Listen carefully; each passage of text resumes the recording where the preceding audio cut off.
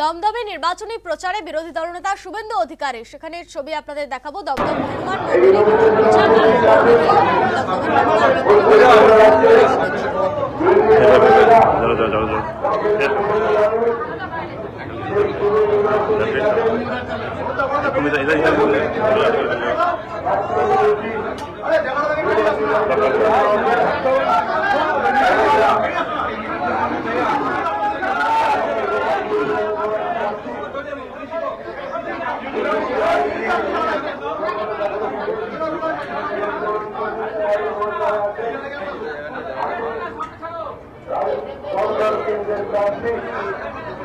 আমাদের জেলার প্রাক্তন জেলা সভাপতি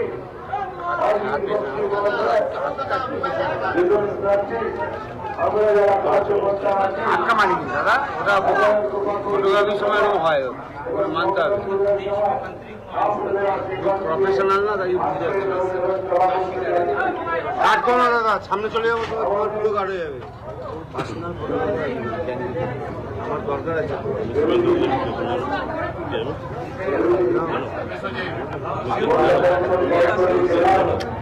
দাদা আমিও তো তোমার কাজেই এসেছি, আমি তো তোমার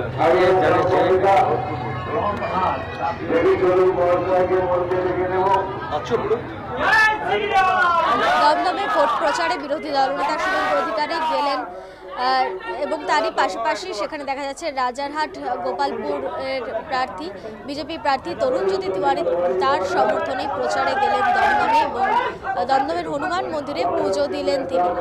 সেই ছবি আপনাদের দেখাচ্ছি। বিরোধী দলনেতা শুভেন্দু অধিকারী এবং রাজারহাট গোপালপুরের তৃণমূল প্রার্থী বিজেপি প্রার্থী তরুণজ্যোতি তিওয়ারি তিনি সেখানে তার সমর্থনে কিন্তু প্রচারে গেলেন শুভেন্দু অধিকারী। দমদমে ভোট প্রচারে বিরোধী দলনেতা শুভেন্দু অধিকারী তারই সমর্থনে বিজেপি প্রার্থী তরুণজ্যোতি তিওয়ারির সমর্থনে কিন্তু দমদমের হনুমান মন্দিরে পুজো দিয়ে সেখান থেকে প্রচার করছেন।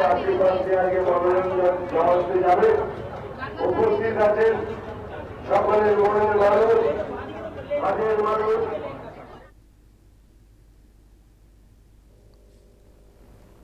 চিহ্নের প্রার্থী, অত্যন্ত পরিচিত আইনজীবী, গত কয়েক বছর ধরে আরজিকর থেকে টিচার রিক্রুটমেন্ট স্ক্যাম, যেখানে যত দুর্নীতি হয়েছে তার মধ্যে যে কয়েকজন পরিচিত মুখকে আমরা দেখেছি, কলকাতা হাইকোর্টে এবং রাস্তায় লড়াই করেছেন আমাদের যুব মোর্চার সেই নেতা তরুণজ্যোতি তিওয়ারি। তিনি আজকে নমিনেশন করতে যাবেন আপনাদের সবাইকে নিয়ে তার বিধানসভা এলাকা প্রদক্ষিণ করে।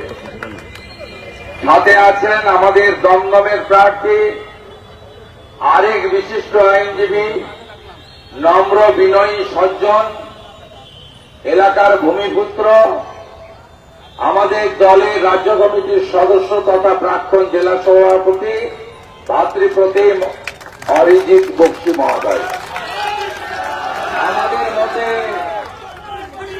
উত্তরপ্রদেশ সরকারের মন্ত্রী দয়াশঙ্কর মিশ্রজি আছেন, আমাদের নেতা স্বপন রায়চৌধুরী আছেন, আমার ভাই মন্ডল প্রেসিডেন্ট আছেন এবং অন্যান্য সব সাথীরা আছেন। যেহেতু 11টা বাজতে যায়, আপনারা পুরো বিধানসভা প্রদক্ষিণ করে আপনাদের বিধাননগর এসডি অফিসে যাবেন, তাই আমি দীর্ঘ বক্তব্য রাখব না। আমি শুধু আজকে এখানে আমরা মূলত বাঙালি হিন্দুদের জন্য যে হোমল্যান্ড তৈরি করে দিয়ে গেছিলেন ডক্টর শ্যামাপ্রসাদ মুখার্জি এবং স্বামী প্রণবানন্দ 1947-এর 20 জুন, তার অস্তিত্বের সংকটকে রক্ষা করার লড়াই। কারণ যেদিন মোহাম্মদ আলী জিন্না বলেছিলেন যে আমার কলকাতা সহ পূর্ব পাকিস্তান চাই বাংলাদেশে, সেদিন কেউ রুখে দাঁড়ায়নি, এই দুটি লোক রুখে দাঁড়িয়েছিলেন। আর আজকে 15 বছরে তৃণমূল কংগ্রেসের রাজত্বে পুরো ডেমোগ্রাফিটা বদলে গেছে, জনবিন্যাস বদলে গেছে।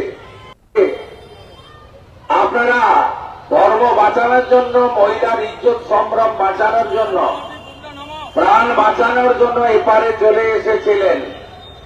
আপনারা যদি আর উদ্বাস্তু বা শরণার্থী হতে না চান, এই নির্বাচন আপনাদের কাছে শেষ নির্বাচন।